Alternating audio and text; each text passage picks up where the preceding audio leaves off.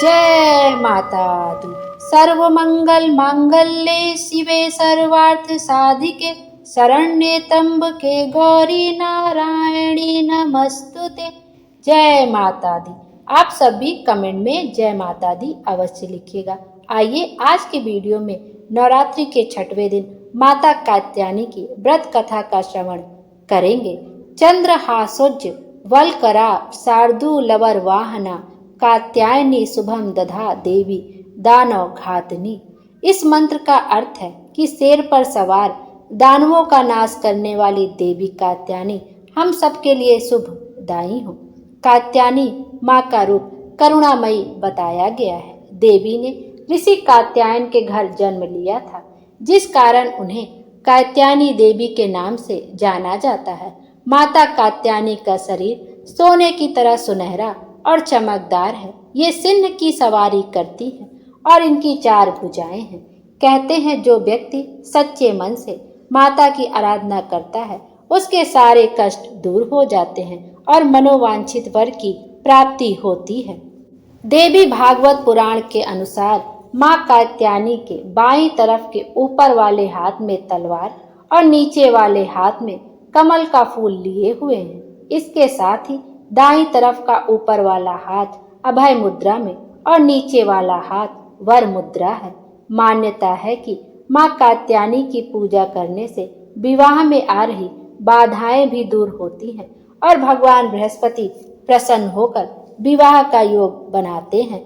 आइए अब माँ कात्यायनी की व्रत कथा का श्रवण करते हैं।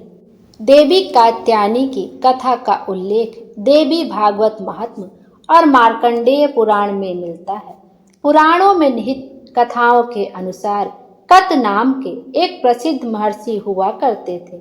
उनके पुत्र का नाम ऋषि कात्य था। आगे जाकर ऋषि कात्य के गोत्र में महर्षि कात्यायन का जन्म हुआ और ऋषि अपने तप के कारण विश्व प्रसिद्ध हुए। ऋषि कात्यायन की इच्छा थी कि देवी भगवती उनके घर पुत्री रूप में जन्म ले, इसलिए उन्होंने कई वर्षों तक देवी भगवती की कठोर तपस्या भी की।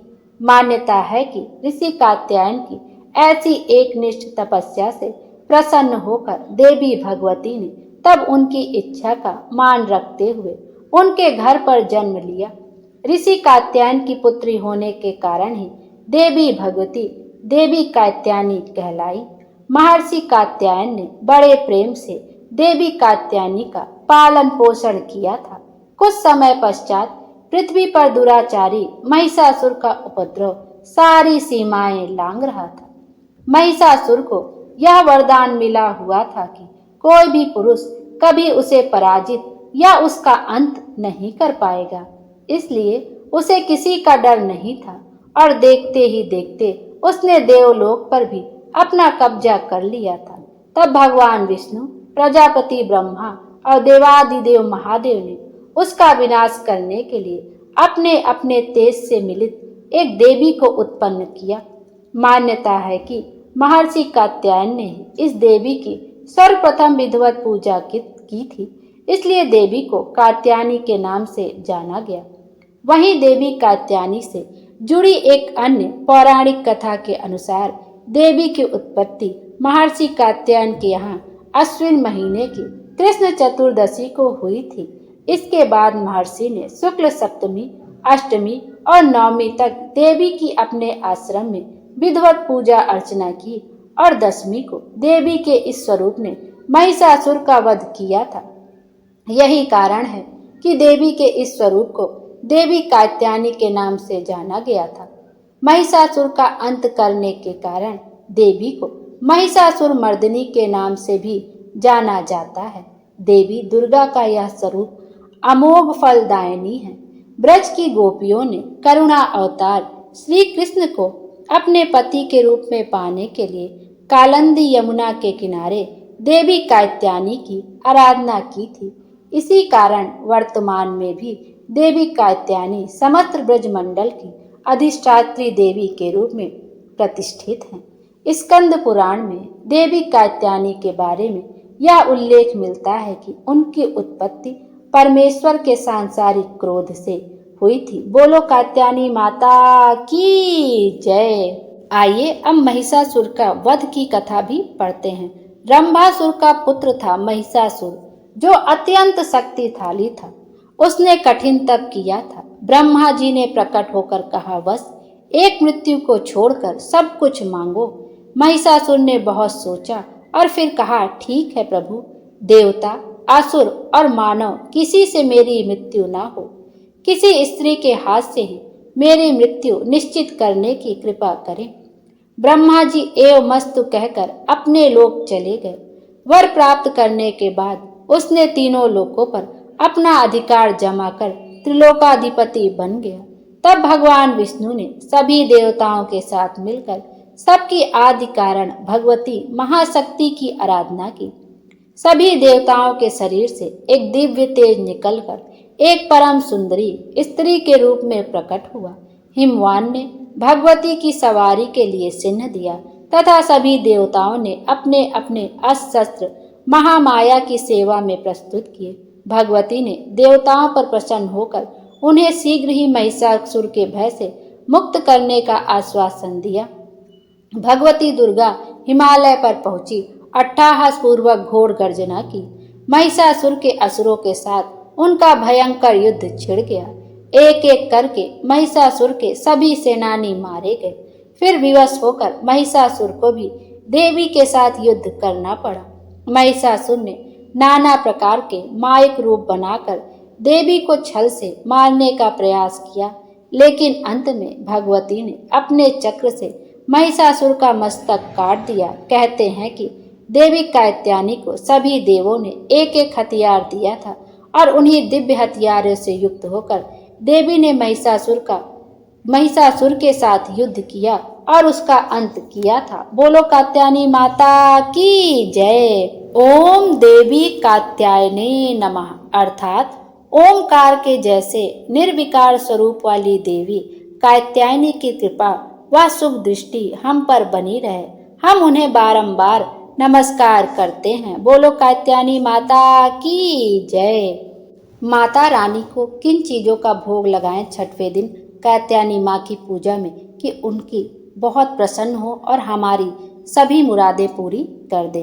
नवरात्रि के छठे दिन माता कात्यायनी की पूजा अर्चना करने के बाद उनको शहद का भोग अवश्य लगाना चाहिए। उन्हें शहद बहुत प्रिय है। कहा जाता है कि जब महिषासुर से लड़ते हुए देवी माँ जब थक गई थी तो उन्होंने शहद लगे पान का सेवन किया था, इसलिए माँ को शहद बहुत अधिक प्रिय है। माता कात्यायनी को पीले और लाल रंग की चीजें बहुत ही ज्यादा प्रिय हैं और उनको लाल रंग का फूल चढ़ाना भी बहुत शुभ माना जाता है। माँ कात्यायनी देवी को पूजा में पीले और लाल रंग के गुलाब चढ़ाएं। आप चाहें तो कात्यायनी देवी को गेंदे के फूल भी चढ़ा सकते हैं। कात्यायनी देवी को शहद और मूंग दाल हलवे का भोग अवश्य लगाएं। कात्यायनी देवी को आप पान के पत्ते पर शहद रख के भी भोग स्वरूप समर्पित कर सकते हैं। और जो भी आपके पास फल फूल मेवा मिश्रित हो, जो भी पीले रंग की सामग्री हो, माता रानी को वो जरूर समर्पित करें। माता रानी को शहद का भोग जरूर लगाएं। शहद उन्हें बहुत प्रिय होता है और जब हम सच्चे दिल से माता रानी को शहद का भोग लगाते हैं तो माता रानी हमारी सारी मनोकामना पूर्ण करती है और हमारे जीवन को खुशियों से भर देती हैं। आइए अब माता कात्यायनी की आरती का भी श्रवण कर लेते हैं। जय जय जय अम्बे जय कात्यायनी, जय जग माता जग की महारानी। बैजनाथ स्थान तुम्हारा, वहाँ वरदाती नाम पुकारा। कई नाम है कई धाम है, यह स्थान भी तो सुख धाम है। हर मंदिर में जोत तुम्हारी, कहीं योगेश्वरी महिमा न्यारी। हर जगह उत्सव होते रहते, हर मंदिर में भक्त है कहते। कात्यायनी रक्षक काया की, ग्रंथि काटे मोह माया की। झूठे मोह से छुड़ाने वाली, अपना नाम जपाने वाली। बृहस्पतिवार को पूजा करियो, ध्यान कात्यायनी का धरियो, हर संकट को दूर करेंगी, भंडारे भरपूर करेंगी। जो भी माँ को भक्त पुकारे, कात्यायनी सब कष्ट निवारे। जय हो कात्यायनी माता की जय। माता रानी हम सब की मनोकामना पूरी करें और हमारे जीवन को खुशियों से भर दें। Thank you.